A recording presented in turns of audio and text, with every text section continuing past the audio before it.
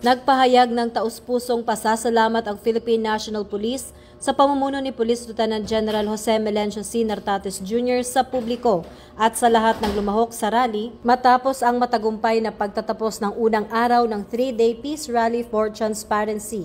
Kinilala ng PNP ang malaking kontribusyon ng mga organizers, marshals at rally-goers sa maayos at mapayapang daloy ng pagtitipon. Ayon sa ahensya, ang ipinakitang kooperasyon ang susi sa pagkakaroon ng maayos na pagtitipon. Ayon sa pahayag ng PNP, buong araw na nakadeploy ang kanilang mga tauhan sa iba't ibang pangunahing lugar sa Metro Manila, hindi lamang upang panatilihin ang kaligtasan ng lahat, kundi upang lubos ding igalang ang karapatan ng publiko sa mapayapang pagtitipon. Buo pa rin ang dedikasyon ng Philippine National Police na panatilihin ang seguridad at magbigay ng kinakailangang tulong sa publiko sa natitirang 2 araw. Muling nanawagan ang PNP sa lahat na ipagpatuloy ang kapayapaan, kooperasyon at respeto sa batas upang manatiling maayos at ligtas ang buong 3 araw na aktibidad. Patuloy ang pasasalamat ng pambansang pulisya sa pagkikiisa ng publiko at patuloy ang panawagan nito na paigtingin ang kapayapaan at pagkakaisa sa darating pang peace rally activities.